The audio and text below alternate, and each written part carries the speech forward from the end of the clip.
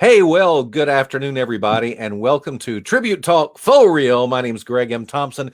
I am your host for today. I'm also producer of the Sunburst Convention of Celebrity Impersonators in beautiful Orlando, Florida, and one of the attendees in years past, and a friend of mine, is my guest today, all the way from Maryland, Scott Mason. Hello, everybody. Well, if I'm in Maryland, I'm in big trouble. Oh, I said Maryland. You did. It's Delaware. It's that little tiny small state wedged next to Maryland. I know. We don't. He's almost in Maryland. You don't have your readers on, so you can't see it. It's very tiny next to That's Maryland. what it is. No, who I interviewed somebody from Maryland yesterday. Who was it? Who did I interview yesterday? It doesn't matter. Anyway, you're not in Maryland. No, it's okay. You're in Delaware. That's right.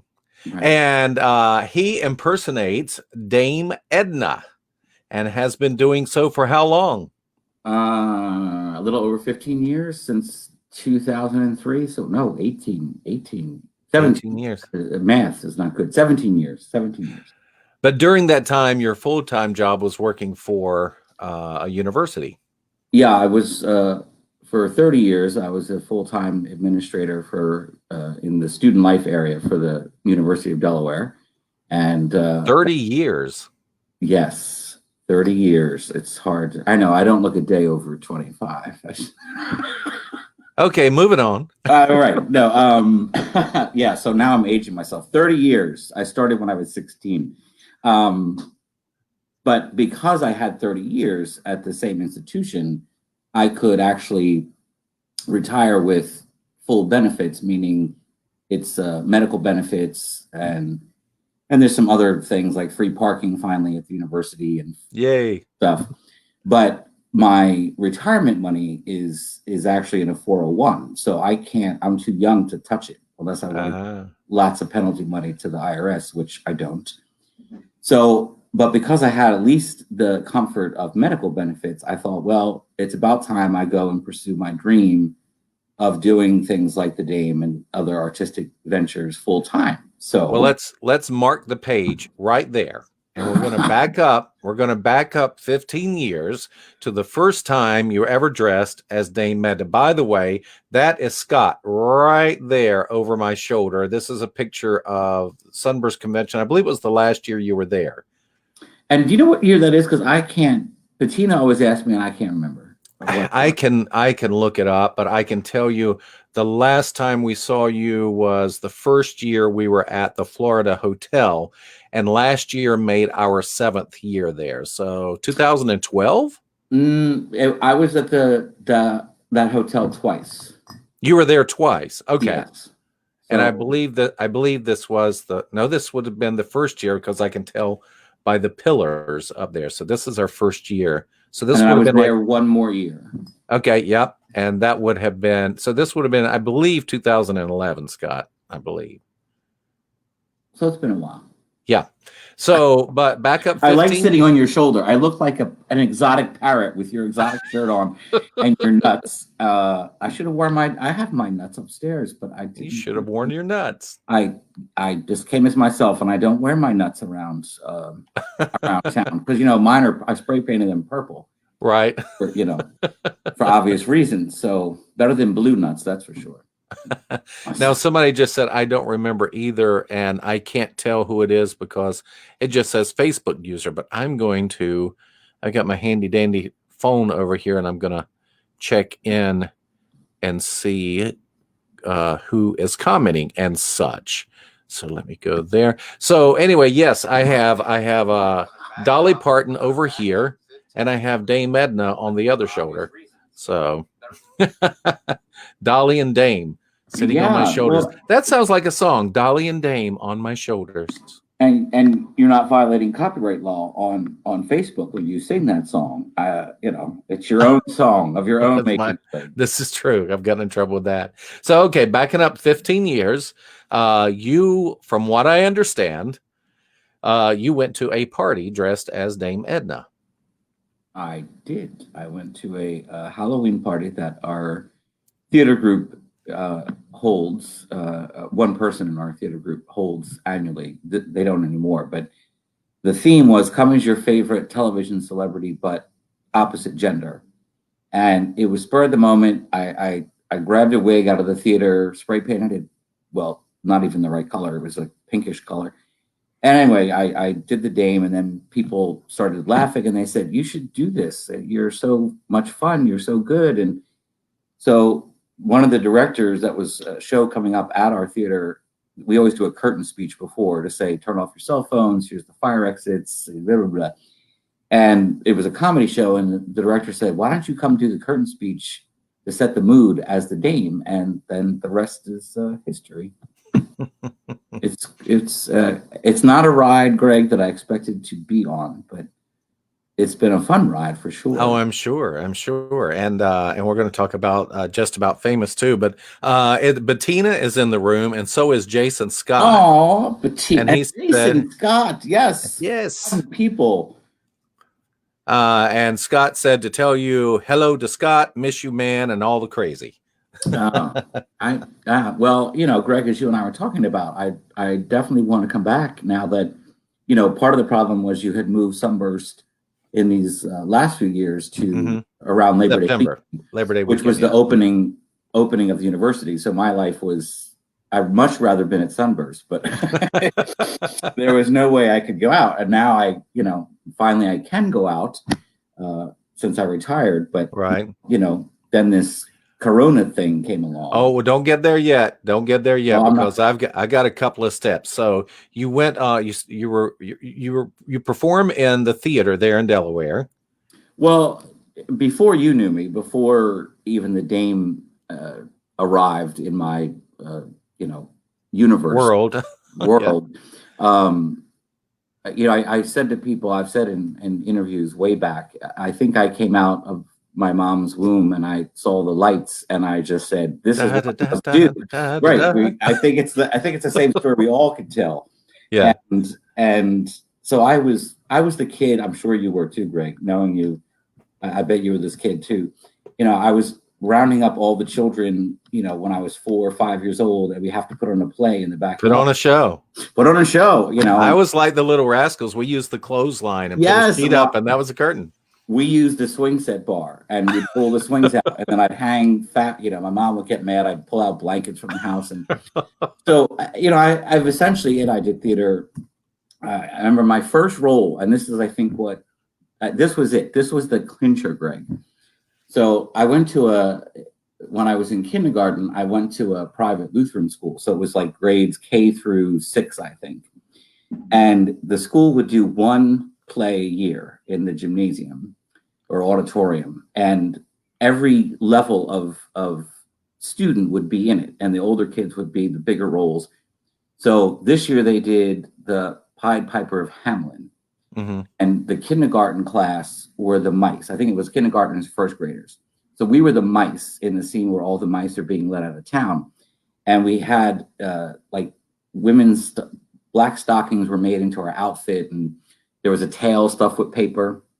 And we all came down the aisle in the audience, and the kid behind me put his hand and ripped my tail off. So, oh no, the horror! I grabbed the tail and I was holding it. So and all we did was come down the aisle, go up the steps, go across the stage, go down the steps. That was all we had to do.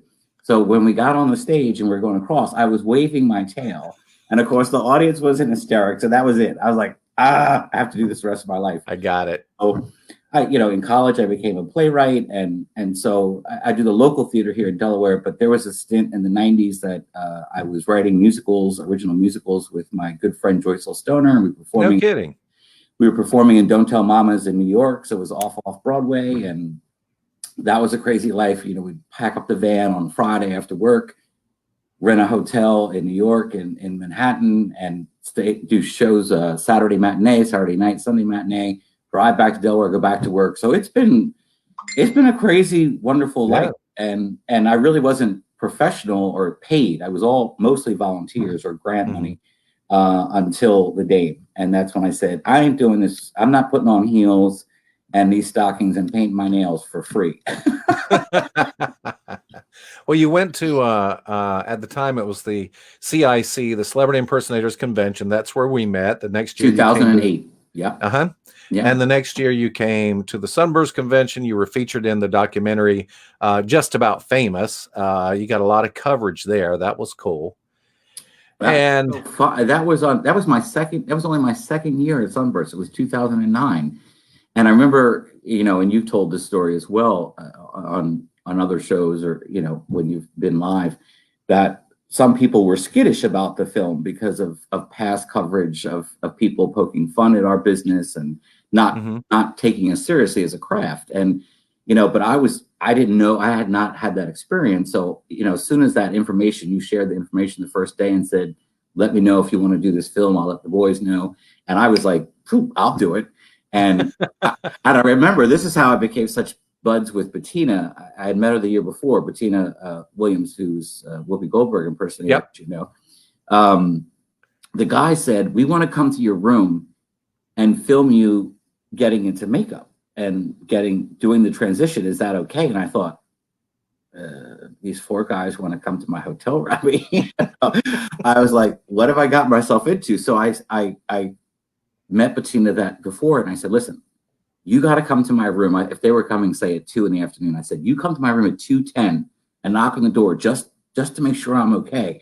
And that's all, of course, in the movie. In the movie, where she showed up at the door. She shows up, acting all like it was totally improv, which it wasn't. I just wanted to make sure I wasn't being kidnapped, or, because I didn't know those guys. You barely knew the guys, and so that was fun. Yeah, I was very happy with the way that turned out, because so many times people do poke fun at us. Every year somebody calls and says, hey, I want to do a documentary on the Sunburst Convention. And I remember one in particular, he goes, man, that'll be crazy. That'll be so funny. And I'm like, well, what's your angle? And he goes, like, with you do Austin Powers. How do you wake up in the morning and wrap your head around being Austin Powers? And I said, I don't. And he goes, well, how do you get into character? I said, write me a check. Exactly. Right. Character. So then let's see. So you were doing Dame Edna. You teamed up with Bettina and did some shows with her. And so you're coming up on 30 years and you're like, hey, I'm going to retire from this 30-year job, and then I will dive full force into being a full-time celebrity impersonator and take it from there.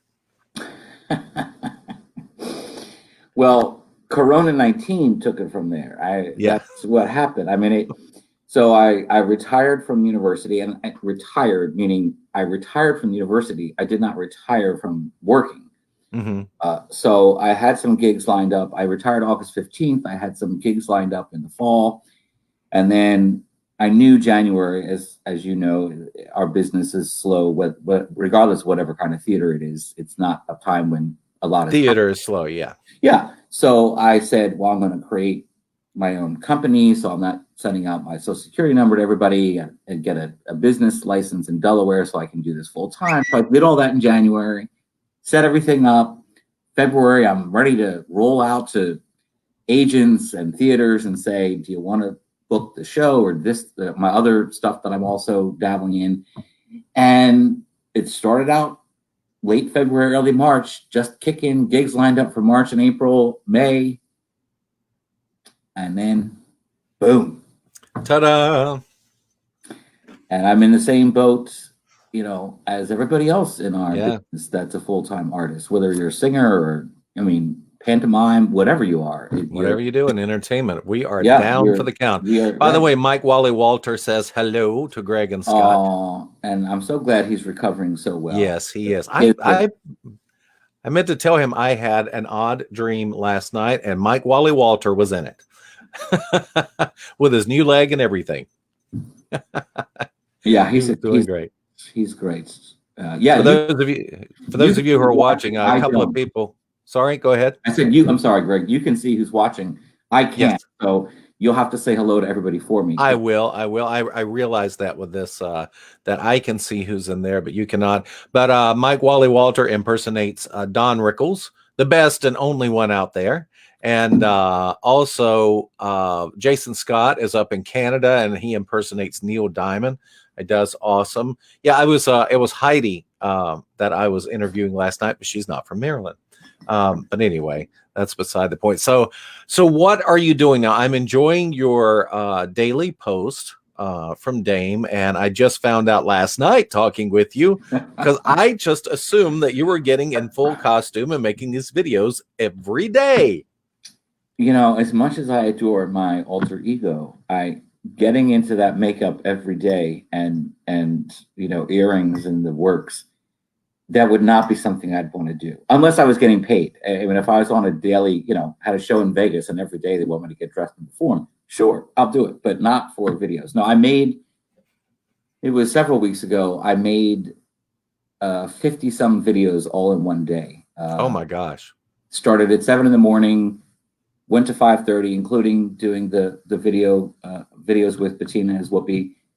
And I did enough to fill 8 weeks, hoping, Greg, that by that time, which is coming up soon, I think there's 3 weeks left, that everything will be back to, quote, normal. I think I'll be doing 56 more videos in a couple of weeks. Get out those hose. Get out those No, hose. I don't have to. That's the great thing, Greg. When I do these videos, oh, this is true. You only see me from like this. This is my studio, which is why I don't have a room like this in my house. This is my dining room made over to be my studio when I do my live Dame broadcast. So yeah, so I don't have to wear pantyhose and I don't have to wear shoes. Which is great, because that's the worst part. I mean, I have newfound respect for women, having played the Dame now for 17 years, because I don't, and I can't wear those 3-inch, you know, pump things with this, because I'll fall. I can't do it. So I just wear, you know, like wedge heels, which are thicker and maybe 2 inches high, and they're still killer. So those women who are in those stilettos, I don't get it. Like, my thighs and my calves are killing me for weeks. I understand. I have vivid memories of seeing you in the hospitality suite at Sunburst Convention with your dress, hose, no shoes, and sans wig. Yes. And talking as Scott, which was just bizarre. It is, yeah. It's funny. Sometimes after a show, you know, people will want photos, or, you know, can I take your photo, post it, whatever. Or they'll want an autograph, which cracks me up. And you have to stay in character. And then towards the end, usually if I have friends or family there, they'll wait to talk to me after the most of the audience is gone. And it just gets to the point where I'm talking to this Dame, and I'll just stop and go, screw it, and then I'll just talk to you, because I'm so tired of doing that voice. I'm with you. Now, I find it interesting. I've heard you talk about this a little before, and I'm going to jump in here and ask you, because when you do your show, it's all comedy, which is what Dame does. And people have come up to you and they're like, Scott, you're so funny. Why don't you just do stand-up comedy as Scott? And explain your thoughts behind that. Well, it's interesting, Greg, because I had seen Dame Edna before I started impersonating her on one of her tours in the States. Had seen video from her Broadway show, but when I went to just see her 2015 farewell tour, I noticed that she has a lot of interaction with the audience, which I thought was all ad-libbed. But because I went and saw the show 3 times in a row, I realized, no, it's the same thing. She's just she knows what she wants to say, but she's finding the people in the audience that match what she wants to say. So she has like a joke about a person with a hat. She finds a person with a hat. So I realized, well, I want to start interacting with the audience more. So I'm going to get to the answer to your question. That's okay. I started doing not just the stand-up comedy, but a lot of my show now, the first hour, if not more, is interacting with the audience and just talking to the audience. And they're giving me material. I couldn't ask for better material. It's like a blessing. And oh, absolutely. And to the point that I just am in this zone, Greg. So this is the answer to your question, long answer. I get in this zone as Dame Edna, and I don't know if it's being somebody else it is like acting a character on stage. Mm-hmm. It is a character that Barry Humphries created.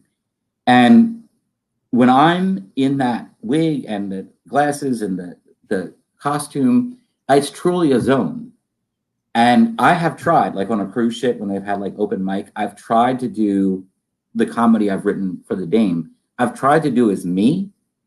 I can't do it. I probably, if I just suddenly put on an English accent or wore a hat and was acting like somebody different than Scott Mason, but not Dame Edna, I probably could do it. But there's something about being a different person that gives me this sense of freedom. Mm-hmm. And because she's Australian, and I can keep saying that, and I don't vote in your country, I can get a little political. I don't get a lot political because that's dangerous these days. But it just gives me freedom. It's the freedom of being a different person that allows me to be funny. Yeah.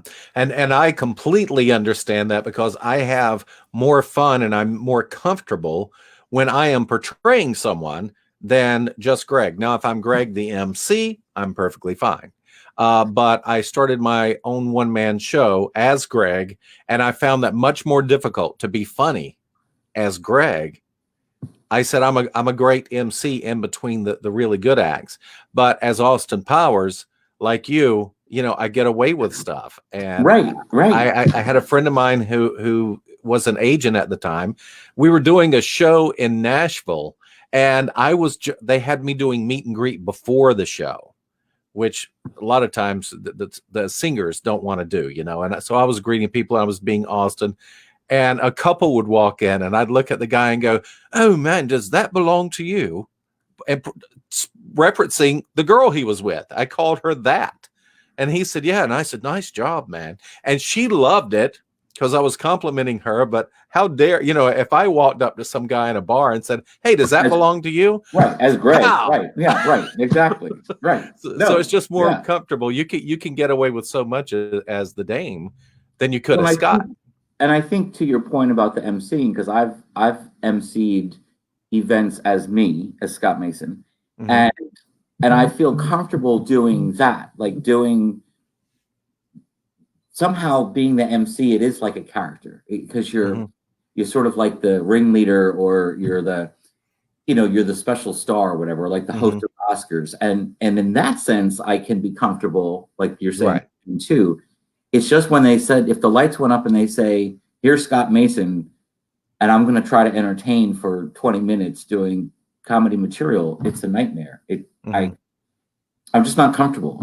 It causes anxiety, no matter how many. It does. Yeah. So I added the word Southern onto my name, the Southern Greg Thompson Show, and that way I have a little more of a character. So it's a even more Southern character of me, if you can imagine that. Even more Southern than you already are, Greg. Even more. You know, it takes me a good 2 to 3 days after Sunburst to stop talking like you.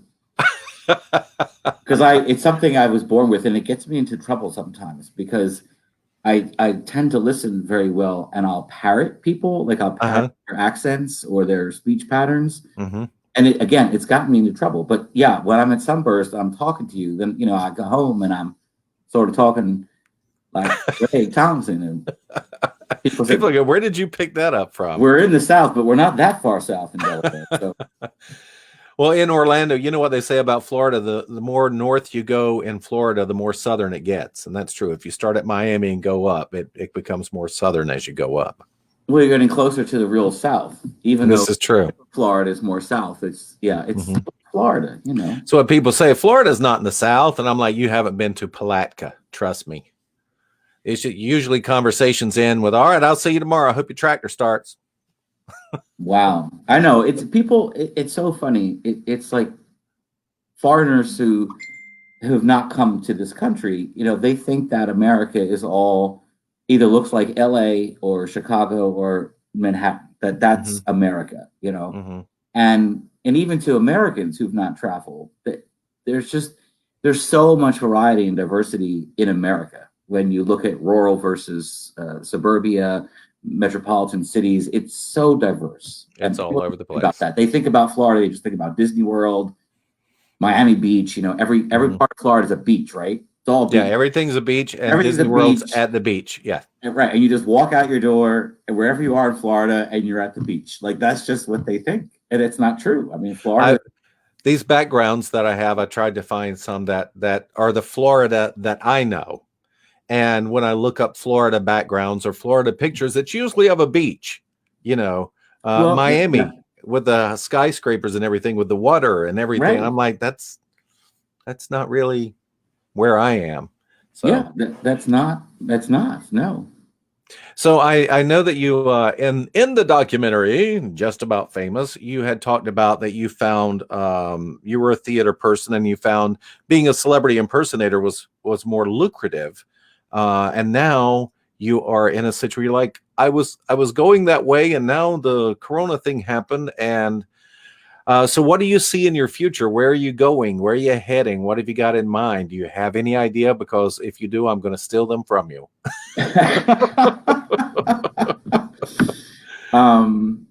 Well, I think, I mean, one of the positive things that many of us, as you know, in the impersonator, there's tribute bands, but for the most part, a lot of us impersonators are solo performers. And as president of the theater group here in Delaware, Chapel Street Players, we've been talking about how can we soft open, how can we reopen. Mm-hmm. There's all kinds of rules, at least here in Delaware. There's all kinds of information about, well, the audience has to wear masks, they 6 feet apart.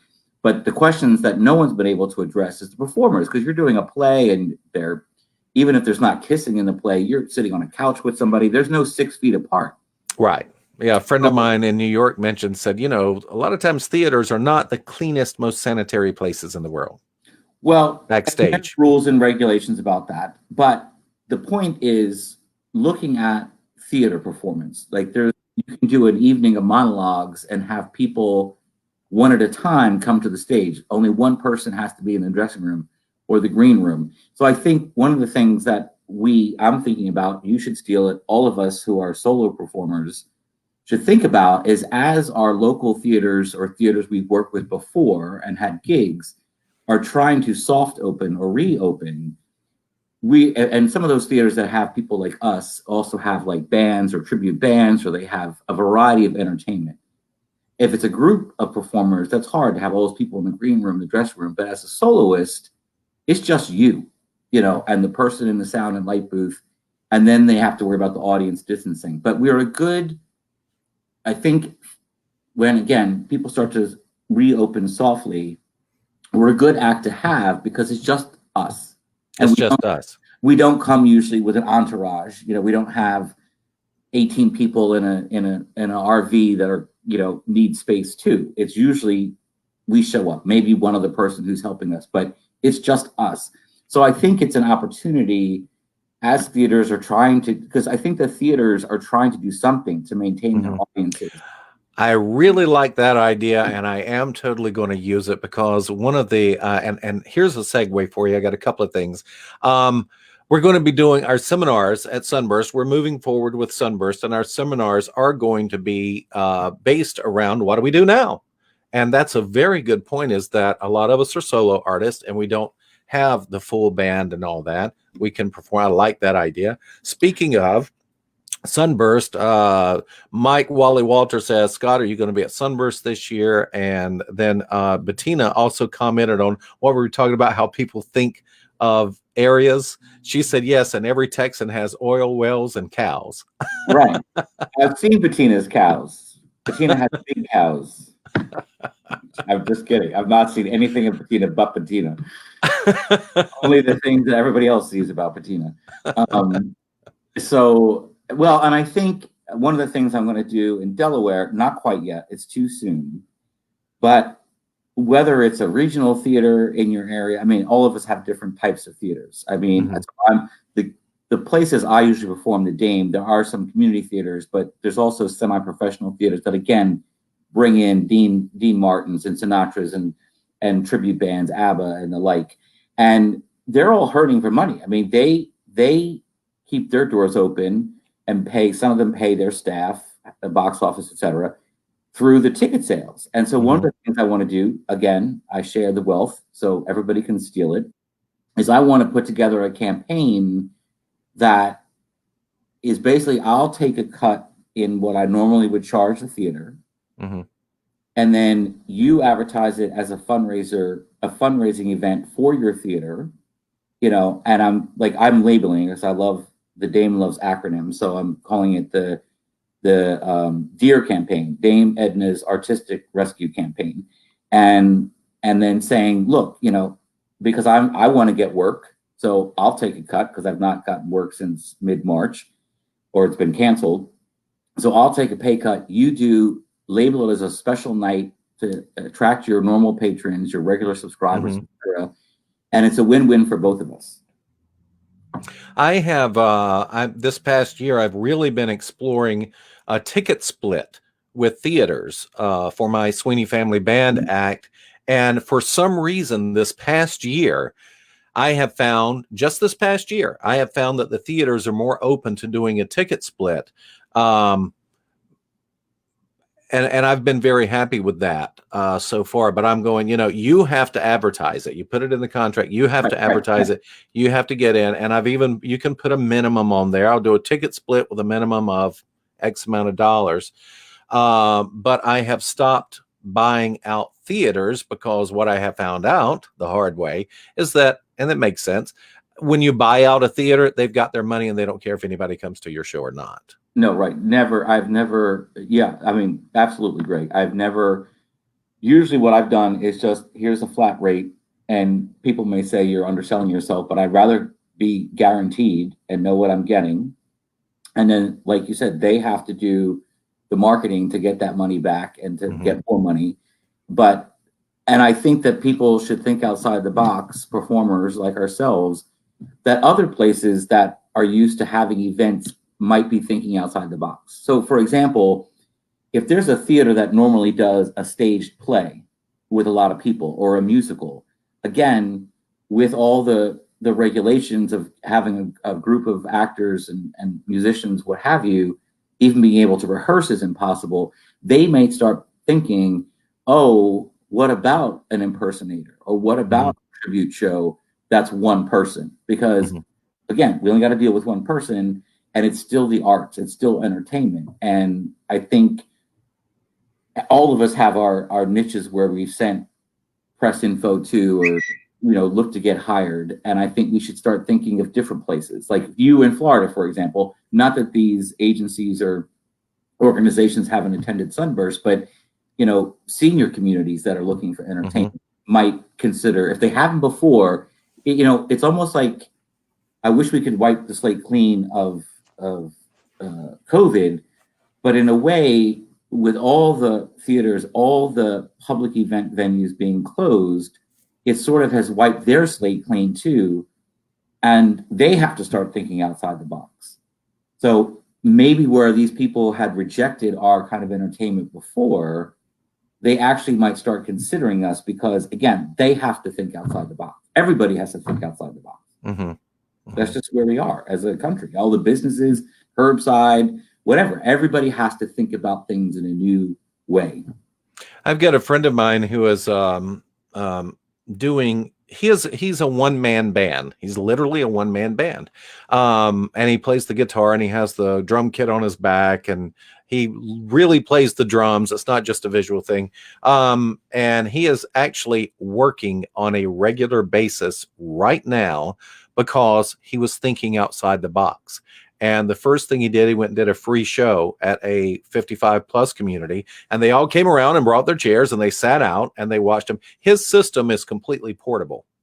He didn't need to plug it in anywhere. And from that, other people went, we want it too. So yeah, it's perfectly fine to think outside the box. And one thing that I would suggest to people is call people up and tell them your ideas, because they may not have thought of it.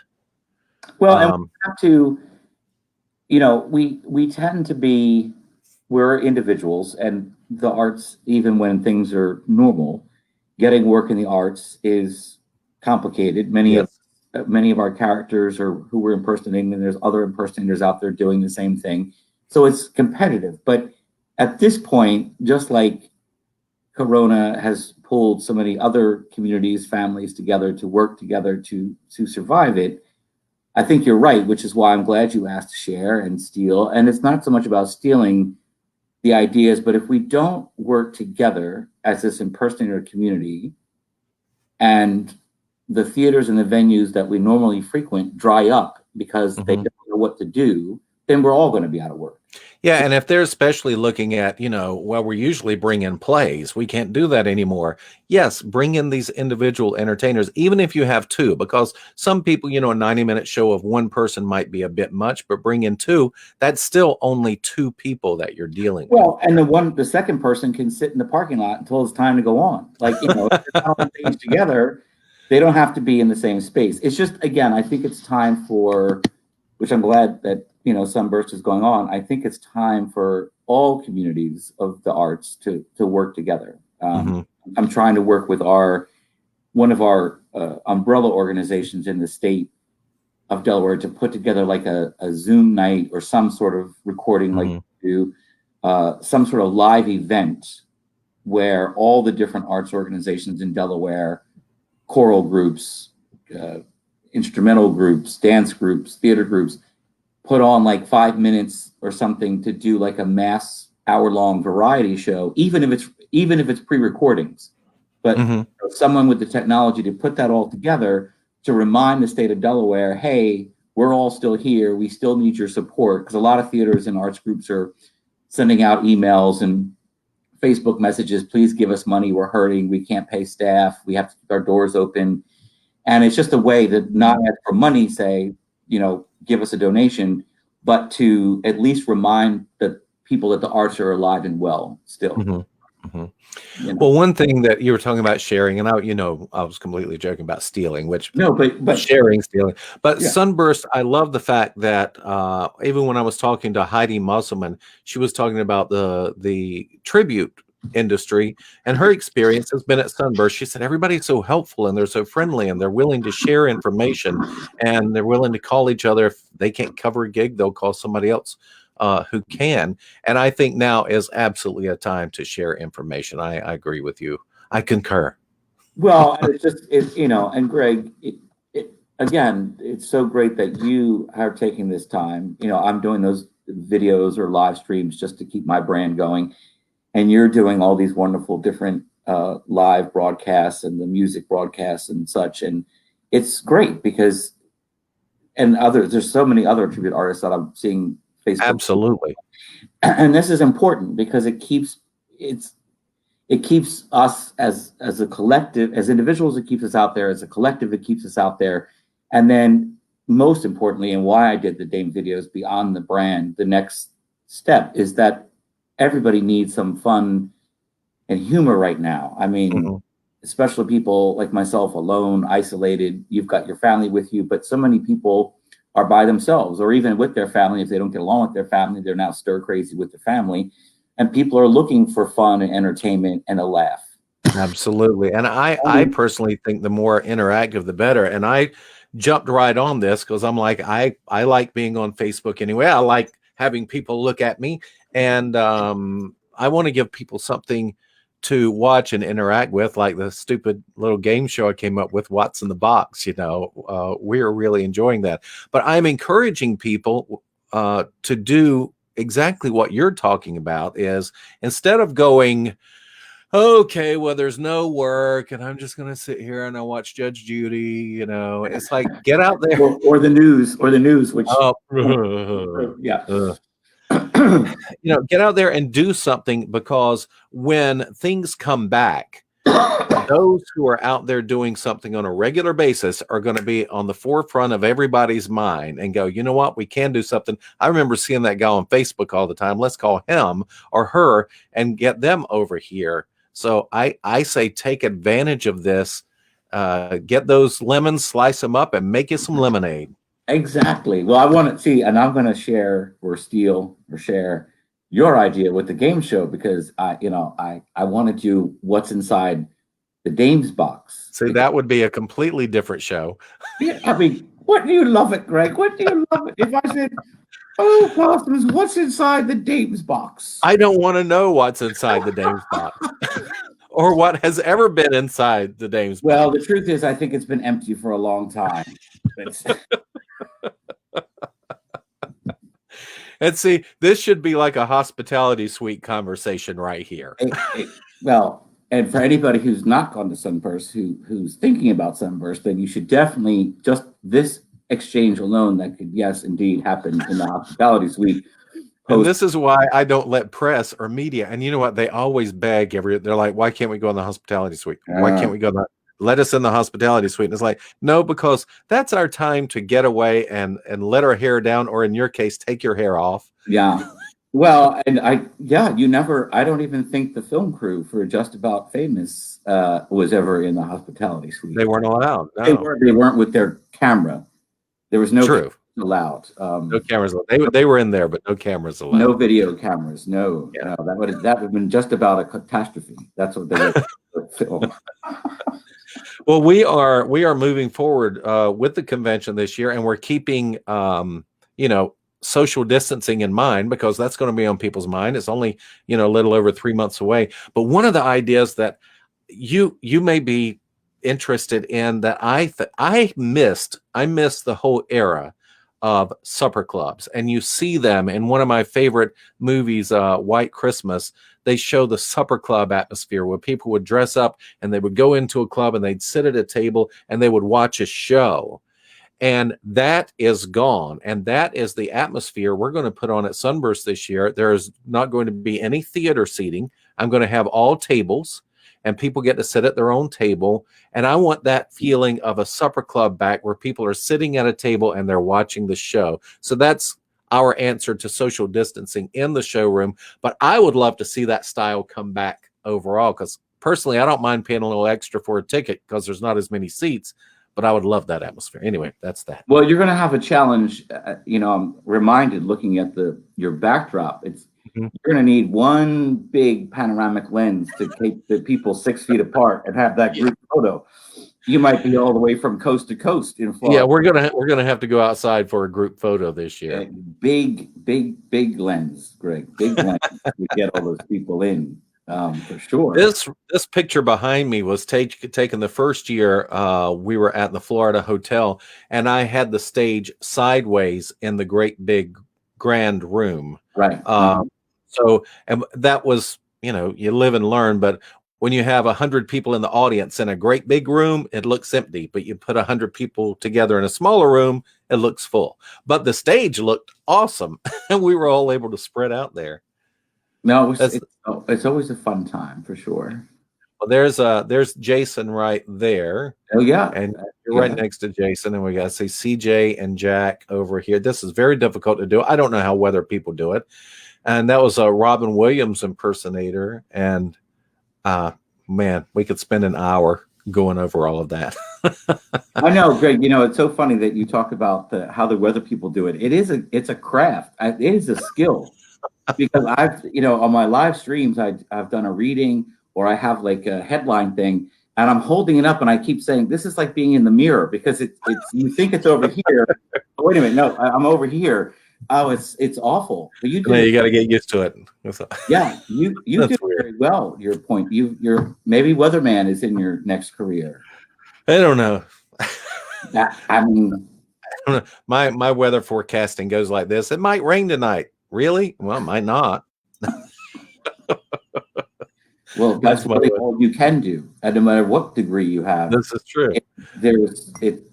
That's what's so funny when people, and now it's become drama, and it has to be, the storm of the century is coming, and the nor'easter of the century, or the hurricane of the century, and everybody goes nuts because they're so convinced, you're going to get 10 feet of snow, and everybody runs out and wipes the shelves clean of bread and orange juice, because I guess you only have breakfast when you're snowbound. I guess so. Right. And then the day comes and it's a flurry, and because you don't know, you can't predict the weather. You can try, but you can try. Yeah. Well, listen, I've really enjoyed this, and thank you for joining me today. Tell everybody how they can get a hold of the Dame Scott Mason. You can catch me on social media at Dame Understudy, or you can go to my website, dameunderstudy.com, or you can email me. This is going to throw you because it's different than the Dame Understudy, but you can email me at hirethedame, HIRETHEDAME, hirethedame@yahoo.com. Very And cool. I'm on Facebook. You can check out my page, the Dame's Honorary Understudy, and hopefully I'll see you all, like Greg, in a live stream. I'll be doing one. I hope so. May 30th is my next one. May 30th. May 30th. Okay, very cool. Well, get that signage out there and promote it, and we'll all share it, and maybe we can join you on your live stream. That would be wonderful. Thank you, Greg, for having me on here. It's been a joy. It's like the old days. It's like, even though we're separated and you're over here. Oh, wait, no, see, I did. You did it. You're somewhere next to me. Yes. Yeah. So, but it's like we're not. So it's like being in a house. In case anybody's wondering, I'm doing this through StreamYard.com. I have no investment in it whatsoever, except I really like it. So look up StreamYard.com. There's nothing to download or anything. And maybe they'll give me a endorsement or something, you know. Well, I told you I'm gonna, after we talked last night, I'm gonna try it because I love it. I love the look, and you know. Yeah, I got to do all these little bells and whistles on here. Well, anyway, Scott, if you'll hang around just a second and we will follow up. I'm going to give everybody a wave, and I'm going to let you out of the room and talk to you in just a second, okay? All right, everybody, this has been Tribute Talk Faux Real. I'm Greg M. Thompson, your host, and my guest today was Scott Mason from Delaware, and he performs as Dame Edna. You can get in touch with him at hirethedame@yahoo.com and look him up on Facebook as well. But if there are any tribute artists out there who would like to be a guest on my show, I would love to have you as a guest. I do 2 of these a day, one at 2 and one at 7 p.m. And tonight, my guest will be the legendary George Trulinger, who was in the original cast of Legends in Concert in Las Vegas, and he's been going strong ever since. So anyway, that's it. I appreciate it. We will catch you later on tonight. You guys have a good day, and bless your heart in the good way.